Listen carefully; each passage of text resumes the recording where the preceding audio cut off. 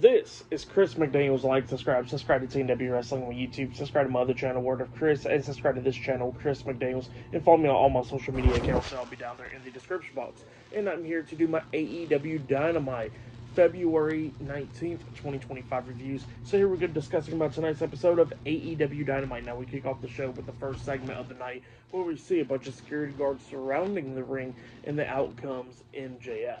And then after MJF comes out comes Hangman Adam Page. So yeah, Adam Page and MJF are going face to face to kick off AEW Dynamite for tonight. So yeah, that's what's going on there. And we see MJF, he grabs the mic and he starts cutting a promo on Adam Page. And then he was talking about, about his way of getting to the top and everything. And he was talking about how, the first ever match in AEW was the Casino Battle Royale where him and Adam Page was in.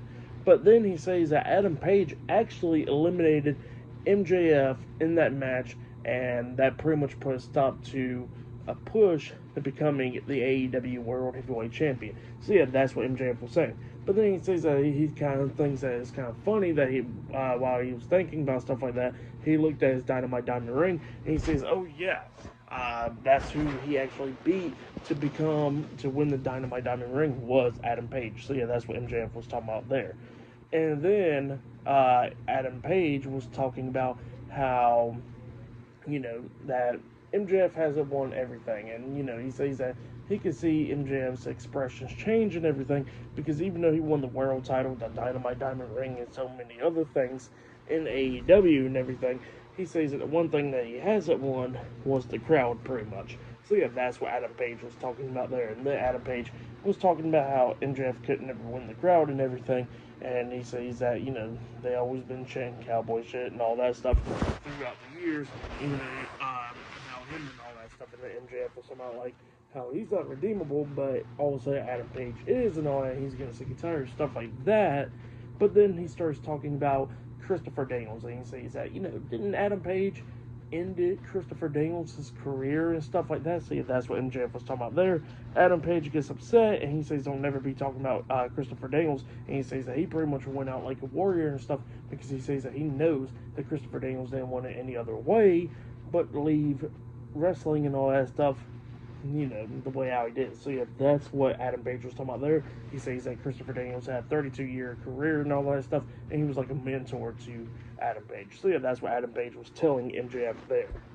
But then MJF was talking about how Adam Page thinks he's the main character and all that stuff. So yeah, that's what MJF was talking about there. And then he was talking about how many things Adam Page accomplished in his career and all that stuff. And then he starts talking about everything that Adam Page is doing, like putting a syringe in somebody's face, drinking somebody's blood, and all that stuff. But then he says that, while, that he didn't, they was talking about earning things and all that stuff. And then MJF was talking about how Adam Page came in there with a lot of name recognition and all that stuff. And he says that he didn't came in there with nothing like that. He says that he came in there with a scarf and talent on the mic and all that. So yeah, that's what MJF was saying there. But then we see Adam Page and MJF go on face to face, and then all of a sudden Adam Page pretty much tells MJF that one thing that MJF is not is that he is real. So yeah, that's what Adam Page says, and then MJF grabs the mic and then he says that, alright then, well, you know what, if you're going to be playing the main character, I can play the bad guy. So yeah, that's what MJF says, and then it looked like both of them was about to brawl and everything inside the ring. And then both guys takes off their jackets like they're about to brawl and everything. And then MJF was like, alright, never mind. He's going back off. Then he throws his hands up like he's going to walk out the ring and stuff. But then he turns around, spits at Adam Page's face. It pisses off Adam Page. Adam Page tried to quickly grab MJF, but he quickly got out of the ring, and he ends up going up the ramp. So yeah, that's what happened there. And then all the security guards are standing inside the ring now, and then Adam Page starts attacking the security guards, beating them all down and everything. And then Christopher Daniels comes in there, pulling Adam Page off one of the security guards. Adam Page almost accidentally hits him, but he stops in his tracks. And then Christopher Daniels tells Adam Page that he knows who he is, and, don't lose sight of that. So yeah, that's what Christopher Daniels was telling Adam Page there, and then Adam Page walks out the ring, and then Daniels does as well. So yeah, that's what happened there. Pretty good segment though. I really liked it. It was a really good start to Dynamite right there. But yeah, still to come later on tonight, we're going to be seeing Timeless Tony Storm later on tonight on AEW Dynamite. Not only that, we're going to be seeing Orange Cassidy versus Roderick Strong one-on-one, Big Bill versus Powerhouse Hobbs in a street fight. But up next, it'll be the Patriarchy versus the Ops in a 6-man tag team match up next on AEW Dynamite to kick off the show. So yeah, I'll see you guys later. Till So the next thing to happen on AEW Dynamite. Now, before we talk about the first match of the night, we gotta talk about a segment that happened backstage. So yeah, we see Renee Paquette interviewing Roderick Strong with Kyle O'Reilly and Adam Cole, the Undisputed Kingdom, backstage. So yeah, that's who she's interviewing. And then Roderick Strong was talking about how him and Orange Cassidy is pretty much like dancing for life and everything, because they got a match later on tonight, and he says that he's going to win that match, and he says that he's going to go on the Revolution and become the new AEW International Champion. So that's what Roderick Strong was talking about there. And then Kyle O'Reilly was talking about how even though him and Orange Cassidy's good friends, that his back is probably going to get broken with Strong. So yeah, that's what Kyle O'Reilly says. And then Adam Cole says that, Orange Cassidy is just going to lose to Strong. So yeah, and that's undisputed. But yeah, that's what they was talking about there. But then after that, we get to the next match of the night. It was Samoa Joe, Hook, and Katsuyori Shibata, the Ops, versus Christian Cage, Kip Sabian, and Nick Wayne, with Nick Wayne's mom at ringside, the Patriarchy in a one-on-one, in a 6-man tag team match. So yeah, we get to this match. In this match, it was pretty decent. At the ending of this match, we see everybody taking out each other. Samoa Joe takes out Christian by throwing him over the top rope and everything. And hitting the suicide dive on him, and then we started seeing everybody else taking out each other. But then at the ending, Nick Wayne was starting to take control of this match. He tries a springboard off the second rope, hitting Nick's, Wayne's World onto Hook, but Hook catches him into the transmission, and while he got it locked in, we see Kip Sabian try and go in the ring and try to break it up, but then Shibata grabs him and puts him in a sleeper hold, and then Christian Cage was trying to get into the ring, but Samoa Joe standing right there, making sure he don't get into the ring, and then Nick Wayne taps out. So yeah, the Ops defeated the Patriarchy tonight in a 6-man tag team match. That's what happened there. For that match, I'll give it 3 stars. That's why I'll give it a pretty decent opener. But up next, it'll be Powerhouse Hobbs versus Big Bill in a street fight up next on AEW Dynamite. So yeah, I'll see you guys later. Till then.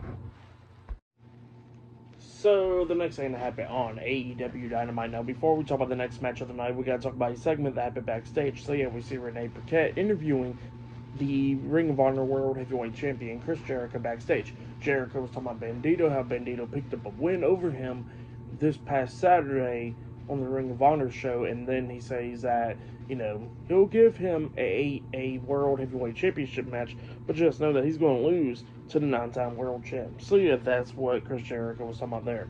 But then all of a sudden we get to the next match of the night. It was Powerhouse Hobbs versus Big Bill in a street fight. Well, pretty much it was like a last man standing match. So yeah, we get to this match. This match, it was pretty good. Big Bill Big Bill. Powerhouse Hobbs was the first one to get busted open during this match after a big boot and everything. And then we see Brian Keith trying to interfere, and then Powerhouse Hobbs chokeslams Brian Keith through a table, taking him out. They go outside the ring, going at it and everything. We see Powerhouse Hobbs grab this book bag, and he hits Big Bill upside the head. Come to find out there was a bunch of bricks inside that backpack, and then Big Bill was busted open. But then both guys starts brawling and everything.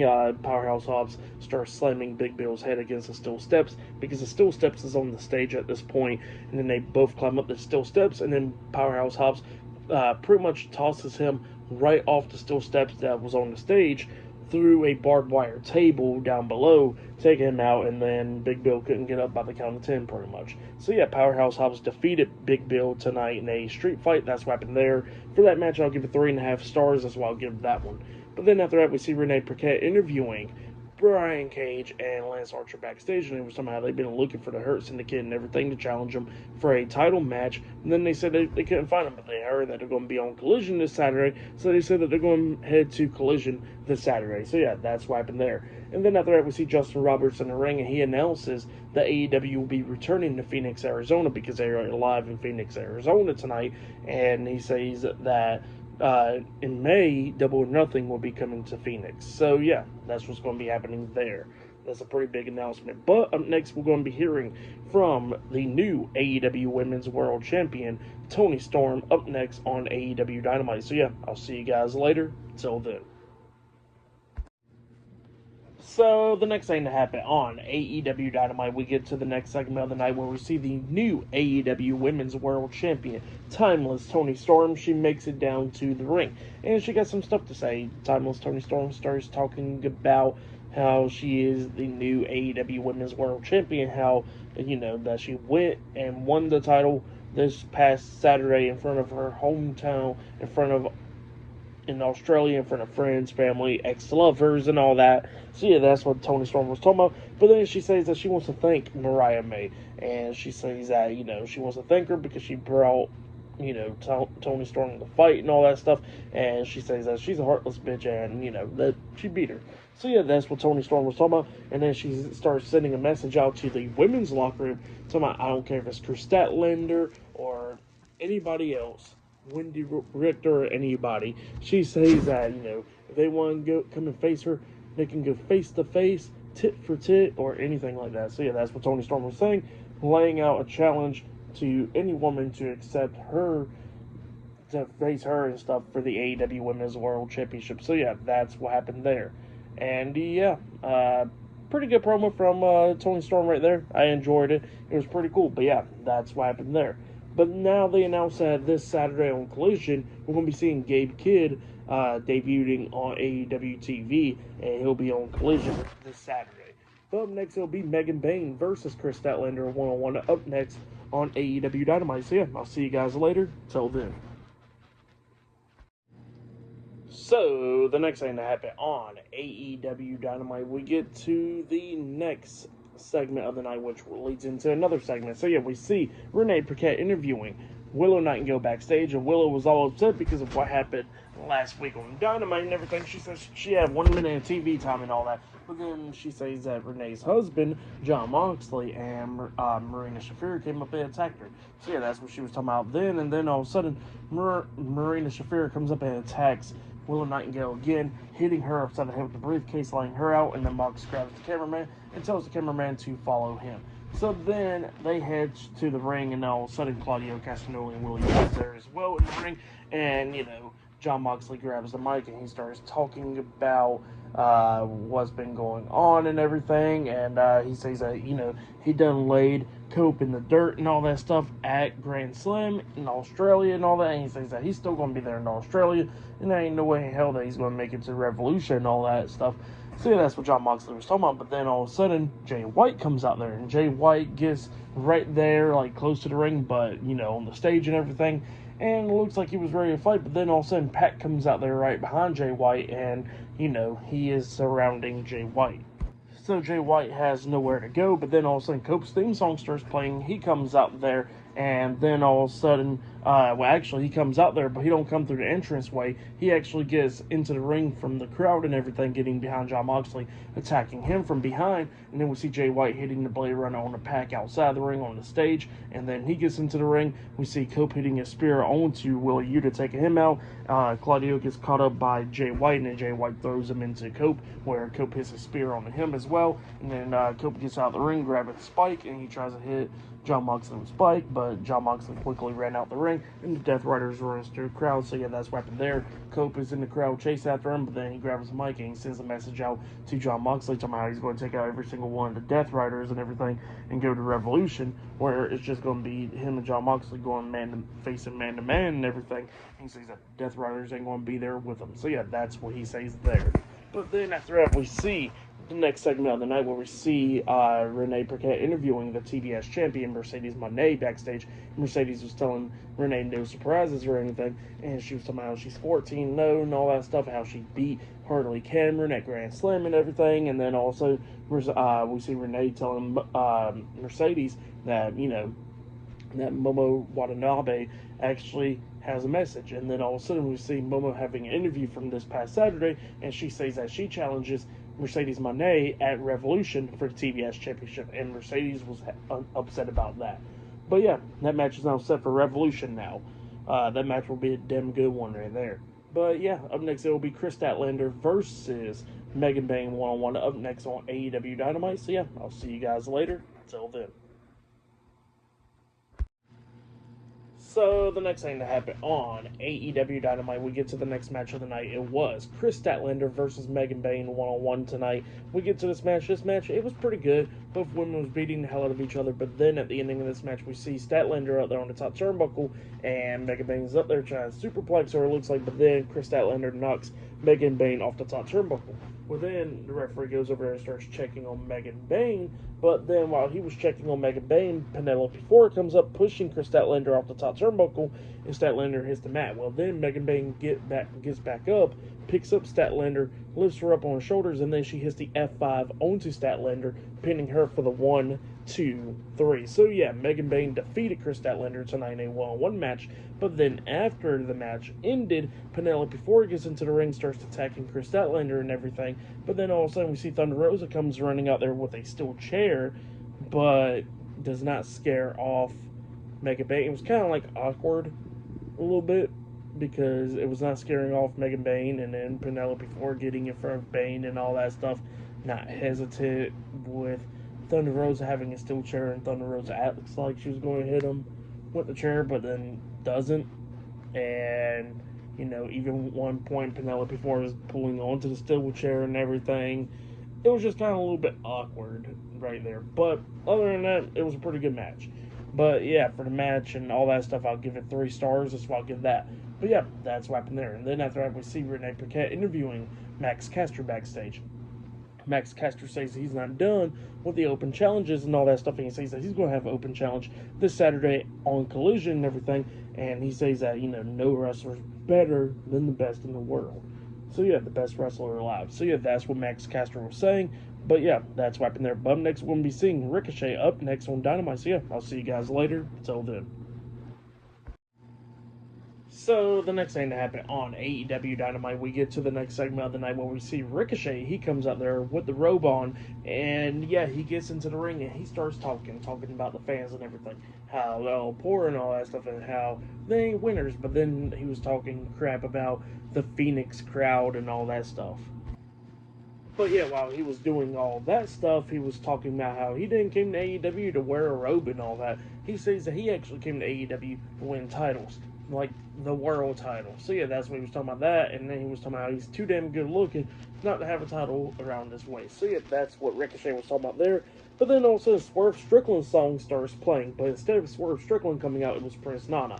Prince Nana gets into the ring, he grabs the mic and he starts talking about how Swerve is not there tonight, how he told Swerve to stay at home so Ricochet don't gotta worry about Swerve tonight. So yeah, that's what he tells Ricochet there. But then he was talking about how he came out there because he wants his robe back and all that stuff. He says that people that wears that robe wears it with honor, integrity, and all that stuff. And then he says that, you know, that a lot of people that he has bestowed the robe and all that stuff on, he says that they became world champs, and, you know, they became a champion and all that stuff. And he says that he never gave Ricochet that honor, so he wants his robe back. And Ricochet looks at me and says, "You want your robe back? Take it." And then all of a sudden, Prince Nana, like he wasn't going to do nothing to Ricochet, and then he looks at me and he does that annoying ass laugh again. And then he says that he ain't getting that robe back. So yeah, that's what Ricochet says, and he walks off. But yeah, it was a pretty decent promo from Ricochet, so pretty decent stuff from Ricochet right there. I kind of like this heel Ricochet, not even going to lie.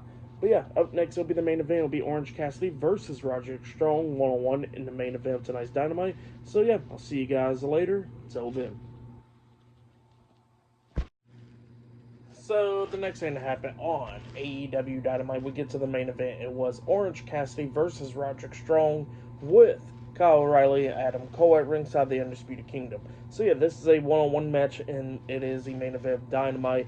This match, winner of this match will be facing Konosuke Takeshita next week for the AEW International Championship. So yeah, it's a number 1 contenders match. So yeah, we'll get to this match. This match, it was pretty good. It was going back and forth and everything. During this match, we actually see Orange Cassidy go up to Kyle O'Reilly and hugging him and stuff. But then at the ending, Roderick Strong starts taking control, hitting a gutbuster onto Cassidy.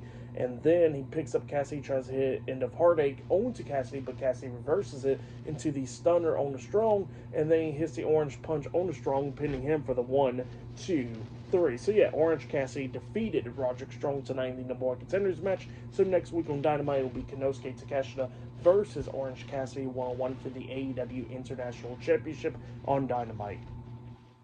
But then after that match ended, we see Tony Schiavone. He gets into the ring and he's going to interview Orange Cassidy. But before Orange Cassidy can say anything, all of a sudden he gets interrupted by Don Callis. Don Callis comes out there, and then all of a sudden he gets attacked. Orange Cassidy gets attacked by Konosuke Takeshita and Mark Davis. Both guys beating him down while Don Callis was talking and everything. Telling me how Orange Cassidy's not going to win the AEW International Championship and all that stuff. They're beating him down 3-on-1 and all that stuff. But then Kenny Omega comes out there for the save. But then it was 2-on-1 and stuff. Omega starts getting choked down and everything. But then Cassidy comes back up, knocking Davis out of the ring. Cassidy hits a stunner onto Konosuke Takeshita, and then we see Kenny Omega hitting the V-trigger on Takeshita as well, taking him out of the ring. And then we see the Don Callis family on the stage and all that stuff, and Kenny Omega lifting up the AEW International Championship at the end of the show. So yeah, that's what happened there. Pretty good stuff for that match. I'll give it 3.5 stars. That's why I'll give it. I'd probably say that was match of the night right there. But yeah, for tonight's AEW Dynamite, I don't give it 8.5 stars. That's why I'll give it. The segments was pretty good for the most part.